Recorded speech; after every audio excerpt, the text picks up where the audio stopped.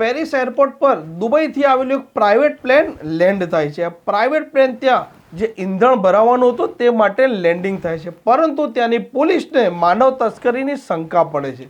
જ્યારે આ જે મુસાફરીઓની તપાસ કરે છે તેમાં 260 ભારતીયો હતા. આ 260 ભારતીયોમાં 96 ગુજરાતી પરિવાર પણ હતા. ત્યારે તપાસ કરતા એક રાષ્ટ્રવ્યાપી વિદેશ મોકલવાનું કૌભાંડ સામે આવે છે.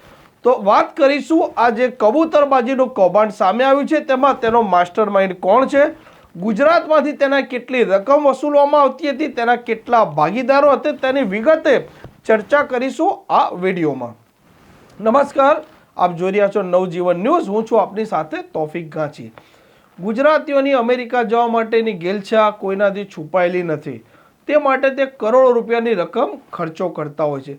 જ્યારે ગુજરાતી પરિવાર અમેરિકાની એજન્સીમાં વિઝા માટે એપ્લાય કરે છે, પરંતુ તેઓના વિઝા રિજેક્ટ થતાં તેઓને અમેરિકા જવાની ગેલછા હોવાથી જે કબૂતરબાજીનું કામ કરતા હોય છે તેવા એજન્ટોનો સંપર્ક કરે છે.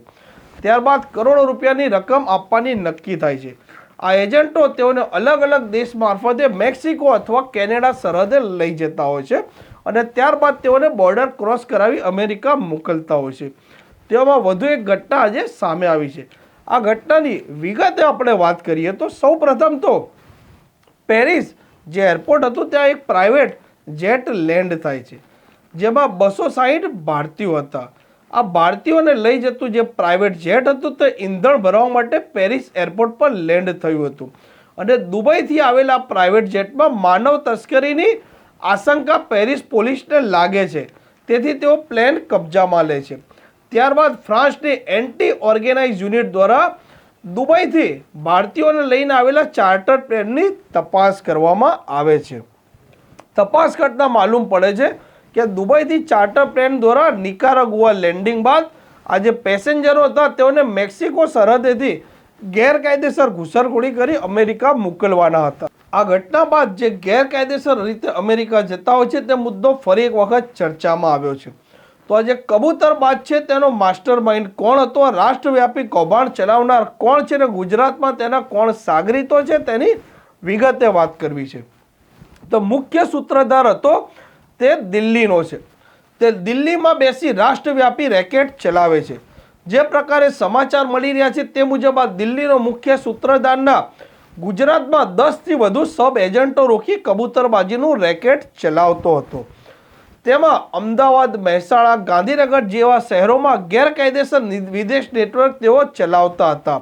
જે પ્રકારે ફ્રાન્સમાં હાલ ચાર્ટર પ્લેનની તપાસ ચાલી રહી છે તેમાં 96 ગુજરાતીઓ છે, તેમાંથી મોટા ભાગના ઉત્તર ગુજરાતના છે તેવા સમાચારો સામે આવી રહ્યા છે. તો વાત કરીશું કેવી રીતે ને કયા રસ્તે તેઓને ઘૂસણખોરી કરાવવાની હતી. તો જે પ્રકારે માધ્યમો દ્વારા માહિતી મળી રહી છે તે મુજબ આ ચાર્ટર પ્લેન રોમાનિયાનું હતું. રોમાનિયાનું ચાર્ટર પ્લેન દુબઈથી નિકારાગુઆ જવા માટે 30 કરોડમાં ભાડે લેવામાં આવ્યું હતું. એક મહિનાથી રોમાનિયા ચાર્ટર પ્લેનથી ભારતીયોને નિકારાગુઆ ઘુસાડવાનું રેકેટ ચલાવવામાં આવતું હતું. ત્યારબાદ નિકારાગુઆથી બાય રોડ મેક્સિકો તેઓને લઈ જવામાં આવતા હતા. આપણે જણાવી દઈએ કે નિકારાગુઆથી મેક્સિકોનો જે રૂટ હતો તેનું અંતર આશરે 3200થી 3600 કિલોમીટર સુધીનું હતું અને તેઓને મેક્સિકો પહોંચતા 3 દિવસનો સમય લાગતો હતો. ત્યારબાદ જે ડોકર કહેવાય છે, જે બોર્ડર ક્રોસ કરાવતા હોય છે, તે તમામ આ મેક્સિકો બોર્ડર ક્રોસ કરાવી તેઓને અમેરિકા ઘૂસણખોરી કરાવતા હતા. આ પ્રકારના સમાચાર જો આપને પસંદ આવતા હોય તો નવજીવન ન્યૂઝની ચેનલ સાથે જોડાયેલા રહો. નમસ્કાર.